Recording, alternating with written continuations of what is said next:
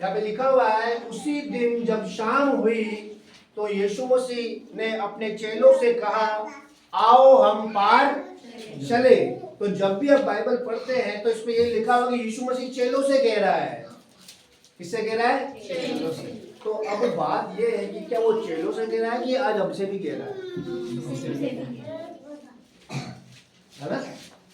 किससे कह रहा है? हमसे भी कह रहा है कि अगर तुम पार जाना चाहते हो तो आओ मैं तुमको पार लेके चलता हूँ। हालेलुया। क्या करता हूँ? पार लेके चलता हूँ।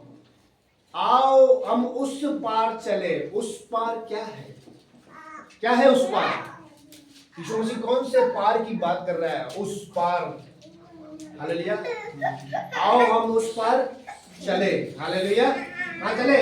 उस पार चले। तो उस पार क्या है? उस पार जाने से पहले आपको यीशु मसीह पर विश्वास करना पड़ेगा। क्या करना पड़ेगा? विश्वास।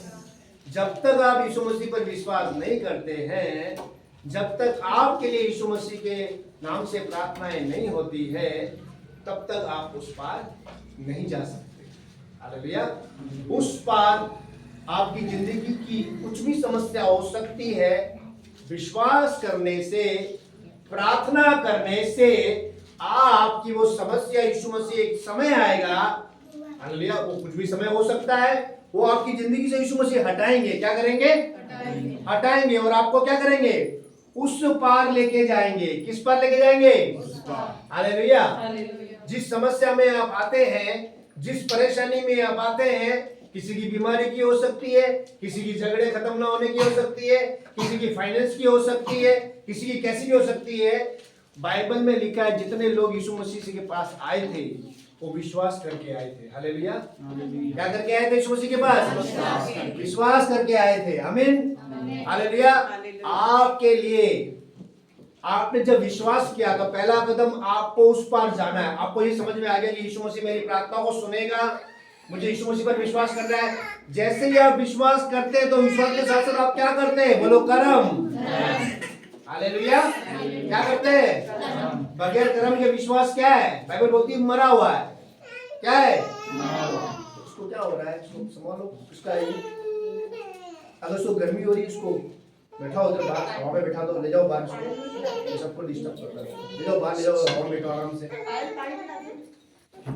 पानी पिला दो, बाहर बैठा दो, जो कर लो उधर बाहर बैठा दो उसको आराम से। थोड़ा बाहर जाके चेक करो, ठंडा है ना उधर? ठंडक है? चेक करके हो जाओ बाहर। बैठी बेटी, ठंडक है कि गर्मी है? देखो छाँव आ रही है यहाँ पे। बैठ जाओ अम्मा, बैठ जाओ। ठीक है। हालेलुया। इधर ध्यान दो। आमीन। तो यीशु मसीह पर आपको सबसे पहले क्या करना पड़ता है? बोलो विश्वास, जोर से। हालेलुया। सही बात है। आज आपकी जिंदगी में जो गवाही लेके बैठे हो, क्या किया आपने? यीशु मसीह के बारे में सुना, यीशु मसीह के बारे में जाना, आप यहाँ पर आए, आपने विश्वास किया, आपके लिए प्रेयर हुई, और जिस चीज के लिए प्रेयर हो काम हो गया। हालेलुया। किसी का पहले, किसी का बाद में। तो क्या हुआ? क्या सीखा हमने इससे? भाई विश्वास करना पड़ेगा और कर्म करना पड़ेगा। क्या करना पड़ेगा? बोलो कर्म करना पड़ेगा। आज तो यहाँ पर बैठे हो, आपने क्या किया है? विश्वास करते हो, और अब ये यहाँ पर आना और यहाँ पर बैठना और वचन सुनना और भक्ति करना, ये सभी चीजें कर्मों में आती है। हालेलुया। किसमें आती है? बोलो कर्मों में आती है। आमीन। तो उस पार क्या है? उस पार अनंत जीवन है। उस पार आपकी गवाही आपका इंतजार कर रही है। उस पार स्वर्ग में अंदर लेके जाने वाला यीशु मसीह आपका इंतजार कर रहा है, और वो खुद कह रहा है कि आओ हम उस पार चले। हालेलुया। हालेलुया। यीशु मसीह कह रहा है कि अंधेरे के संसार को छोड़कर एक उजाले के संसार में आ जा। आमीन। हालेलुया। अपने बोझ को तू उठा, अगर थक गया तो आ, तेरे बोझ को तेरी जिंदगी से हटाकर मैं तेरे को उस पार लेके जा सकता हूँ। आमीन। उसके लगेगा केवल एक ही चीज, विश्वास और कर्म। हालेलुया। आमीन। अब एक व्यक्ति है बाइबल में, पढ़ो 22 का, उत्पत्ति 22 का 1 से 3। इन बातों के पश्चात ऐसा हुआ कि उसकी परीक्षा की, और अब्राम उसने कहा, देख मैं यहाँ हूँ। उसने कहा, अपने पुत्र को अर्थात अपने इकलौते पुत्र इसहाक को, जिससे तू प्रेम रखता है, संग लेकर मोरियाह देश में चला जा और वहां उसको एक पहाड़ के ऊपर, जो मैं तुझे बताऊंगा, होम बलि करके चढ़ा। अतः अब्राम सवेरे तड़के उठा और अपने गधे पर काठी कसकर अपने 2 सेवक और अपने पुत्र इसहाक को संग लिया और होमबलि के लिए लकड़ी चीर ली। तब निकलकर उस स्थान की ओर चला जिसकी चर्चा परमेश्वर ने उसके साथ की थी। आमीन। परमेश्वर ने इब्राहिम को एक बात बोली, एक आज्ञा दी उसको कि तो ये काम करना है। और इब्राहिम आत्मिक व्यक्ति था। इब्राहिम परमेश्वर की बातों को समझता था। इब्राहिम की आत्मिक आंखें खुली थी। तो जिस बात को परमेश्वर उसको करने के लिए कह रहा है, तो कब उठा? कब उठा? तड़के उठा। तड़के का मतलब समझते हो क्या होता है? 3-4 बजे। हाँ, कितने बजे? 3-4 बजे। हाँ, तड़के। और बात क्या बोल रहा है इसको? बलि चढ़ा बेटे को। अब इस काम को करने के लिए कोई कैसे तड़के उठ सकता है भाइयों बहनों? आ रही समझ में? हालेलुया। लिखा है तड़के 3-4 बजे ही उस बात को पूरा करने के लिए उठ गया, तैयारी कर रहा है उस स्थान पर जाने की जो परमेश्वर ने उसको बताया है। तड़के 3-4 बजे सुबह को। हालेलुया। उस प्रकार आप भी जब रविवार आता है, आप कितने बजे उठते हो? आपकी प्यास कैसी है? आपकी भूख कैसी है? आपका विश्वास क्या है? हालेलुया। आमीन। छोटी छोटी बातें आपको रोक देती है। आमीन। हालेलुया। पानी आएगा, आप रुक गए तो भी अब तक आप आत्मिक नहीं बने हो। पानी आ गया, पानी रुक गया, रिश्तेदार आ गया, फिर रुक गया, पानी आ गया, रुक गए, क्या जाना है वहां जाना, रुक। शैतान को पता है कि इसकी जिंदगी में एक ही जगह पे काम होना है, वो आपको रोकेगा। हालेलुया। ये रुका क्या? रुका भाई? हालेलुया। आमीन। तो आप भी जल्दी उठे। मैं नहीं कह रहा हूँ 3-4 बजे उठे, आप जब भी उठे जल्दी उठे। और आपको मीटिंग का समय ध्यान रखना है। संडे का विशेषकर आपकी क्या हो रही है? कोई आपको देख रहा है घर पर आते हुए, कोई आपको देख रहा है घर पे उठते हुए, कोई आपको देख रहा है घर से तैयार होकर इस जगह पर आते हुए, कोई आपको देख रहा है होते हुए, कोई आपको देख रहा है आराधना करते हुए। कौन देख रहा है भाई? कौन देख रहा है? कौन देख रहा है? जोर से बोलो। हालेलुया। सही बात है, देखना चाहिए ना उसको। देखो भाई, हम ऐसे नहीं जैसे आप समझते हो, हम तो अच्छे लोग हैं। हालेलुया। मैं आपकी बात नहीं कर रहा हूँ, आप तो ऐसा नहीं करते हो। दूसरी जगह कलीसियों में लोग वर्शिप खत्म होने का इंतजार करते हैं ना, घर से आइडिया लगाते हैं। क्या करते हैं? है ना, कि अभी तो भक्ति के गीत चल रहे होंगे, अभी एक गीत निकला होगा, अभी दूसरा गीत निकला होगा, अभी तीसरा गीत निकला होगा। गीतों को खत्म होने दो। क्या है, भक्ति तो हमसे होती नहीं है, तालियां हमसे बजती नहीं है, गाना हमको आता नहीं है, ये सब खत्म होने दो। क्या करेंगे? अम्मा जी छोड़ दो उनको। हालेलुया। सब हो जाएगा, फिर जाएंगे। पादरी आएगा ना, पादरी जब वो ठीक है, वो वचन देता है ना, वो सुन लेंगे बस। उसमें कुछ करने की जरूरत पड़ती नहीं है, हाथ पैर चलाने की जरूरत पड़ती नहीं है, हाथ खड़े करने पड़ते नहीं है। सही है। वो दूसरी कलीसिया के लोग भी, आप तो ऐसा नहीं करते ना? क्या करते हो?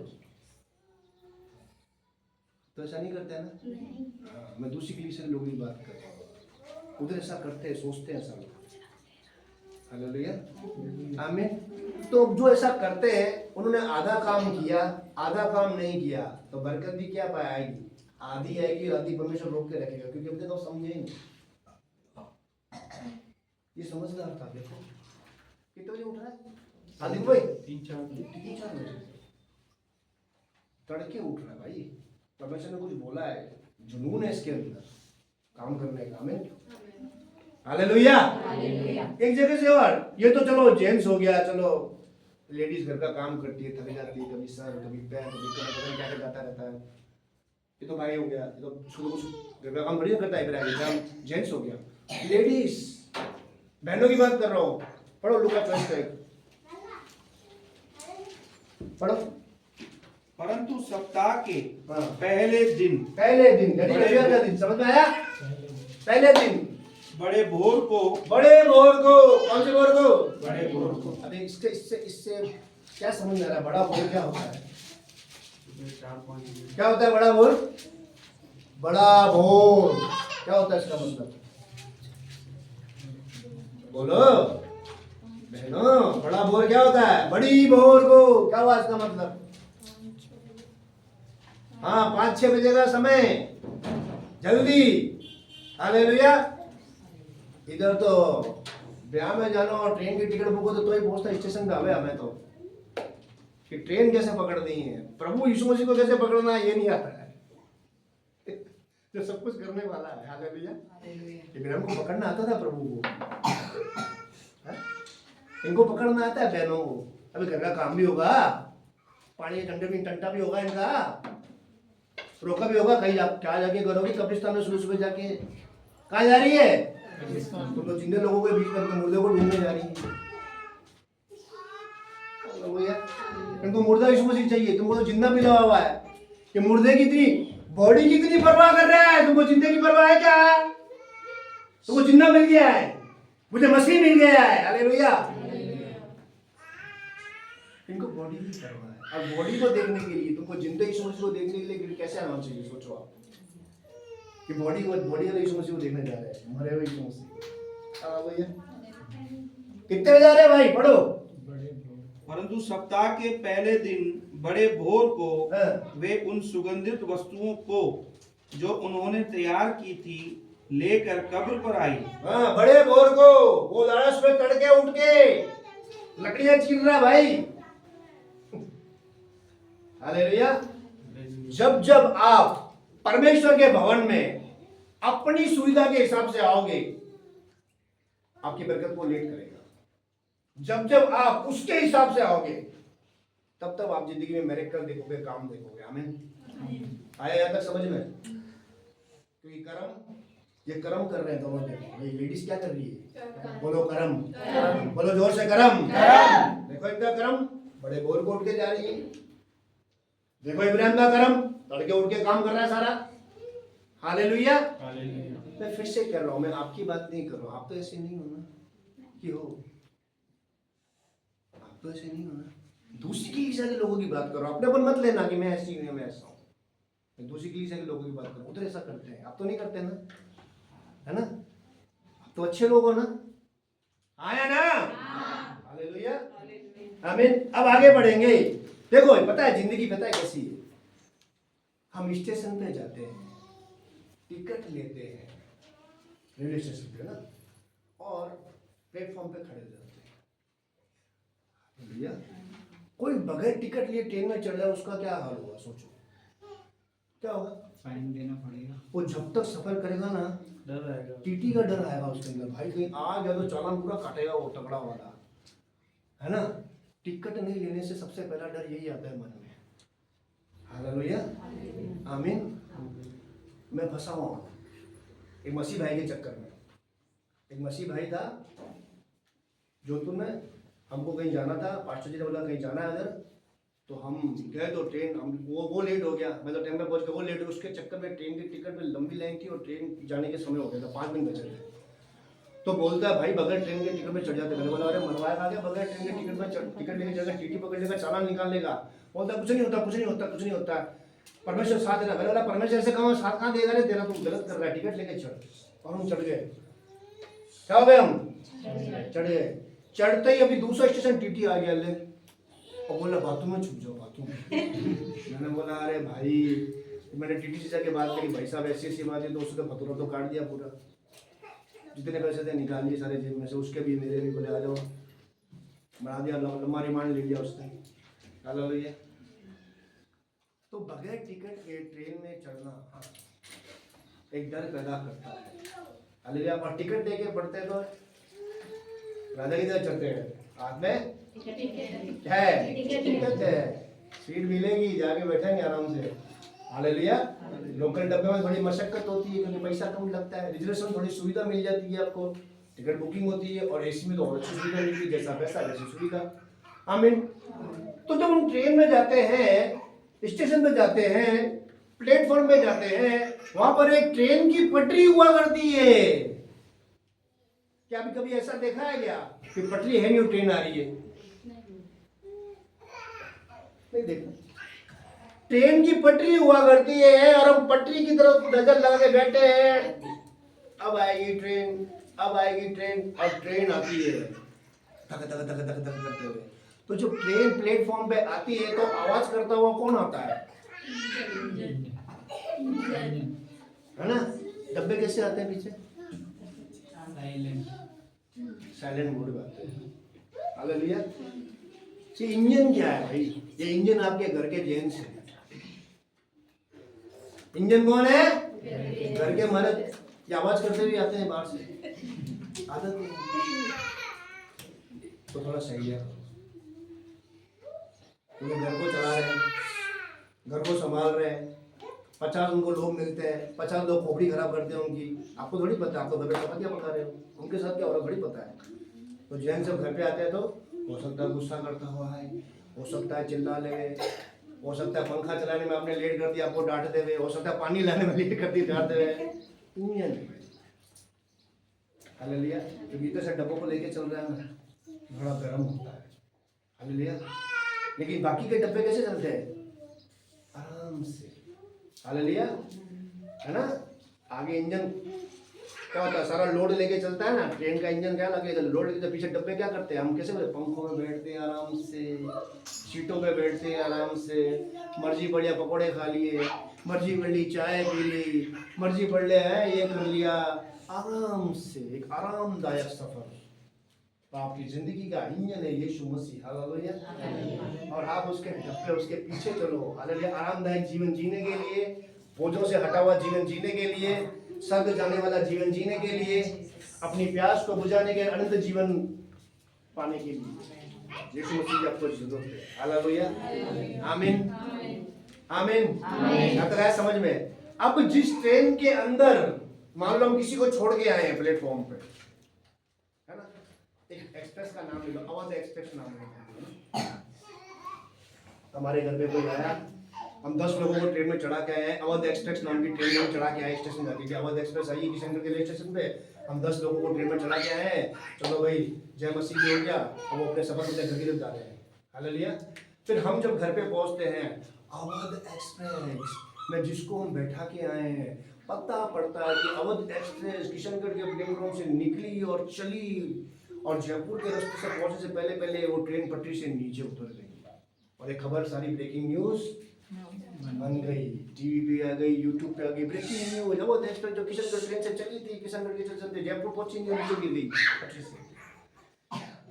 तो इसका मतलब ये है, पटरी पर जिंदगी रहना ही ट्रेन का कर्तव्य है। पटरी के बगैर उसकी लाइफ नहीं है, पटरी के बगैर उसका जीवन नहीं है। पटरी से हटेगी तो नीचे गिरेगी और खबर फैल जाएगी। हालेलुया। आज बहुत सारे लोग, हालेलुया, बाइबल में लिखे बहुत सारे लोगों को यीशु मसीह पटरी पर चलने वाला जीवन दिया, लेकिन वो पटरी से उतर गए। क्या हो गए? क्या हो गए? पटरी से पटरी से उतरोगे तो फिर क्या होगा? फिर आपके बारे में सबको पता पड़ेगा ना, अरे ये मसीह भाई, अरे ये मसीह बहन, अरे ये मसीह। हालेलुया। पटरी से क्या हो जाओगे? नीचे उतरोगे। पटरी क्या है? पवित्र आत्मा। इंजन कौन है? यीशु मसीह। पटरी कौन है? पवित्र आत्मा। हालेलुया। और आप यात्री हो, मुसाफिर हो यहाँ पर। आमीन। Hallelujah, hallelujah. तो क्या हुआ? तो क्या होता है? उसका ब्रेकिंग न्यूज बन जाता है संसार के अंदर ट्रेन का, कि अवध एक्सप्रेस नाम की ट्रेन के साथ ऐसा ऐसा हो गया। तो बहुत सारे लोग जो हैं विश्वासी भाई बहन, आपको पटरी के साथ जुड़े रहना है, पवित्र आत्मा के साथ जुड़े रहना है, यीशु के साथ जुड़े रहना है, प्रार्थना के साथ जुड़े रहना है, वचन के साथ जुड़े रहना है। आमीन। Hallelujah, hallelujah. आप कहीं भी ऐसे जाओ तो एक्सीडेंट हो जाएगा भैया। हालेलुया। तो एक्सीडेंटों से बचो संसार में। आमीन, आमीन। अब पढ़ो 1 यूहन्ना 5:4, हम बात कर रहे थे विश्वास करो और आशीष